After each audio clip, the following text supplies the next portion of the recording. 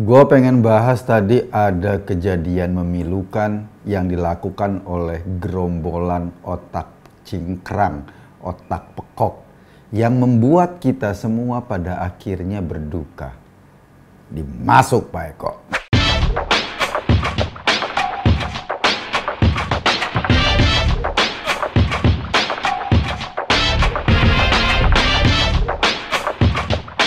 Jangan katakan bom bunuh diri. Ini dikritik ulama Mesir. Jangan katakan harakah intihariyah, tapi katakan harakah istishhadiyah. Harakah intihariyah, gerakan bunuh diri. Itu pers barat yang mengatakan. Yang betul adalah harakah istishhadiyah, gerakan mati syahid.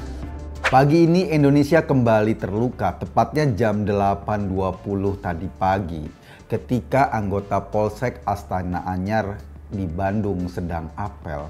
Ada laki-laki mengendarai motor menerobos kantor polisi itu. Ia memaksa masuk lokasi membawa senjata tajam. Ketika polisi ingin mengamankan, tiba-tiba dari tasnya meledak. Isinya jelas bom dengan daya ledak yang lumayan. Kenapa saya bilang lumayan? Ini bisa dilihat dari kerusakan yang diakibatkannya dan beberapa anggota polisi yang terluka maupun gugur. Yang digunakan bukan bahan bom kaleng-kaleng. Dari kejadian itu beberapa aparat ya terluka dan pelakunya sendiri terkoyak dengan potongan tubuh yang menyebar kemana-mana. Ia mati konyol, mati sekonyol-konyolnya. Pelaku jelas bukan jenis lone wolf atau yang bertindak sendiri. Saya yakin ada dalam sebuah jaringan. Ada kelompok orang di belakangnya yang mendorong perilaku teror tersebut.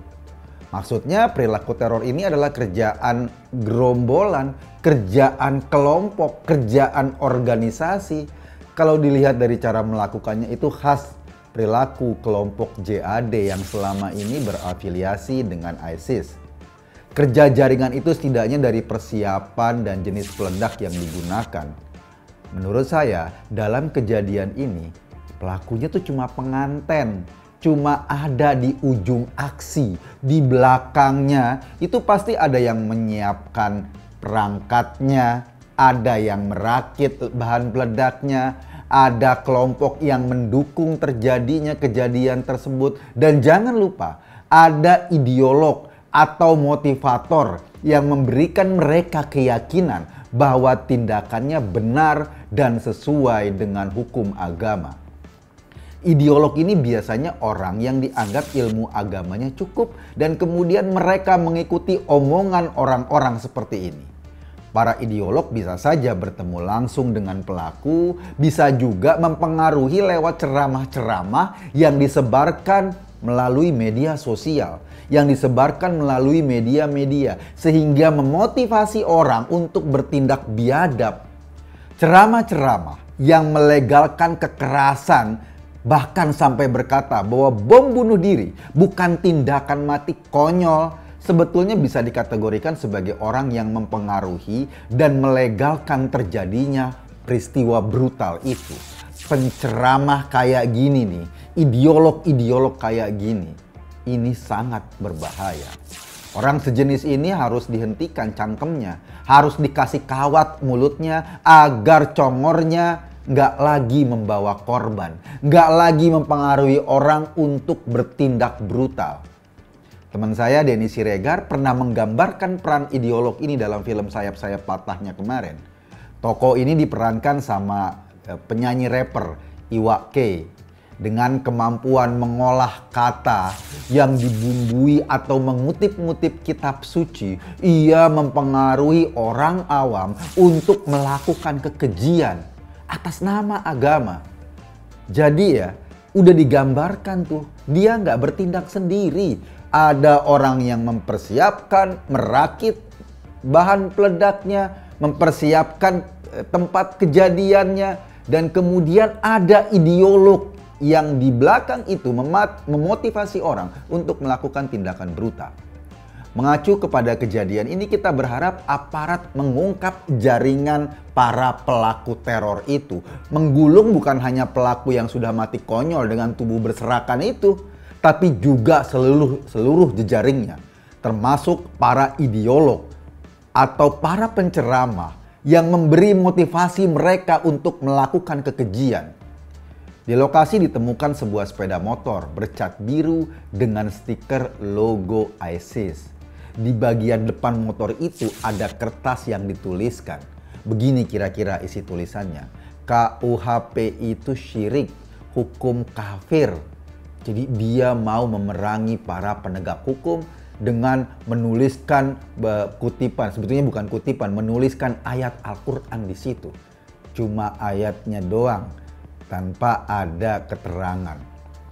Jika pesan itu mau disampaikan oleh pelaku, jelaslah ini sejenis protes pada Kitab Undang-Undang Hukum Pidana yang baru saja kemarin disahkan oleh DPR. Mereka ini nih, gerombolan-gerombolan kayak gini memang selalu berteriak bahwa hukum buatan manusia itu sama dengan hukum setan. Negara yang melaksanakannya disebut dengan negara tauhid. Mereka didoktrin untuk memerangi negaranya. Lo bayangin loh, KUHP yang sudah dibahas bertahun-tahun di DPR dan kemudian sekarang menjadi pegangan kita untuk menegakkan hukum dalam masyarakat, itu dibilang hukum setan. Cuma setan yang ngerti hukum setan kan? Jenis ideologi agama seperti ini dalam perkembangan agama atau dalam sejarah Islam dikenal sebagai kelompok Khawarij. Mereka adalah kelompok agama yang menyempal dengan isi otak cuma secuil. Tapi laganya sok paling ngerti agama. Dari ketololan dan kekakuan pandangannya inilah teror atas agama, atas nama agama terus disebar-sebarkan. Mereka selalu mengungkapkan la hukma illallah, gak ada hukum selain hukum Allah. Jadi mereka berasumsi hukum Allah itu ya seperti yang mereka tafsirkan sendiri. Gerombolan Khawarij ini sekarang kita kenal dengan nama atau dengan sebutan Salafi, Wahabi, Takfiri. Mereka merasa berpegang pada hukum Allah dan mengapirkan semua aturan yang dibuat oleh manusia.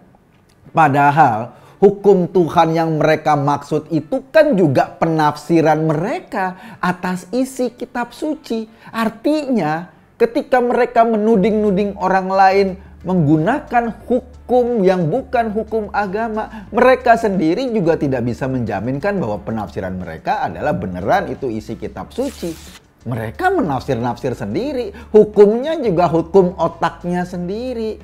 Maksudnya mereka sendiri yang memandang dan mengartikan kitab suci sesuai dengan pikiran dan sesuai dengan kebenciannya. Jadi ketika mereka mengutuk hukum buatan manusia seperti KUHP kita, sebetulnya mereka juga sedang menggunakan hukum dengan berdasar pikirannya sendiri. Kalau mereka nggak bilang bahwa hukum yang mereka yakini adalah hukum buatan manusia, ya mereka emang setan. Karena itu dia tadi, mereka mengkafir-kafirkan orang lain. Dan repotnya, mereka seolah merasa itu yang paling benar. Mereka kayak hidup bertetangga dengan surga. Kayaknya udah deket-deket banget dengan Tuhan. Kemana-mana jalan seolah-olah mereka mewakili maksud Tuhan di muka bumi. Inilah ciri-ciri orang halu. Orang halu yang ngaco ya akhirnya membawa kekacauan. Ciri orang yang berpandangan Salafi, Wahabi, Takfiri ini adalah gampang mengkafir-kafirkan orang lain. Mereka merasa benar sendiri, lalu sibuk dengan simbol-simbol kesalehan seperti baju, jidat, bewok, jenggot, dan lain-lain. Mereka pasti kasar dan kaku cara memandangnya. Mereka merasa berhak melakukan kekerasan karena beranggapan sedang melaksanakan kewajiban agama. Ini yang paling biadab menurut gua. Orang normal kalau menyakiti orang lain pasti ada perasaan gak tenang sebagai manusia. Tapi orang tidak normal ketika dia menyakiti orang lain dengan asumsi bahwa mereka sedang berbuat kebenaran, Ini yang terjadi adalah kebiadaban tingkat paling tinggi. Wong ketika mereka menyakiti orang lain, mencelakakan orang lain, mereka seolah-olah sedang melakukan kebenaran. Artinya kebiadabannya jadi lebih tinggi.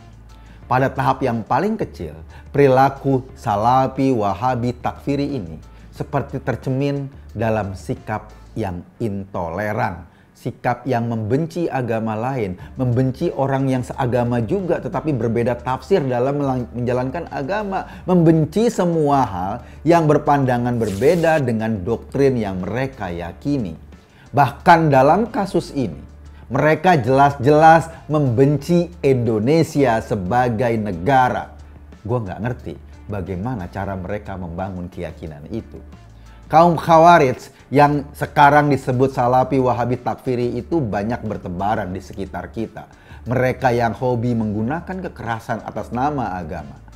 Populasinya gue lihat makin lama makin bertambah. Tingkat intoleran makin telanjang di depan kita. Baru aja kemarin misalnya di Cianjur, orang mau berbuat baik, orang mau membantu korban. Gerombolan ini juga dengan cara berpikir yang sama merobek nama gereja. Padahal gereja itu mau berbuat baik, membantu korban. Tetapi mereka sudah bertindak dengan kebenciannya. Percayalah, meskipun aparat sudah bekerja keras menggulung seluruh jaringan mereka, jika doktrin Salafi, Wahabi, Takfiri ini terus-menerus disuarakan oleh para penceramah koplak, terus-menerus berkembang di masyarakat, kita setiap hari akan merasa terancam. Untuk membumi hanguskan kekerasan atas nama agama, nggak ada jalan lain kecuali melarang doktrin kekerasan seperti itu disebarluaskan di panggung-panggung dakwah. Jangan lagi memberi kesempatan para penceramah yang menjadi motivator atau memberi keyakinan bahwa bertindak konyol, menyakiti orang lain itu bisa dapat stempel surga. Ini yang paling ngaco. Gue sih yakin agama tidak pernah mengajarkan kekejian seperti yang terjadi pagi ini di Bandung.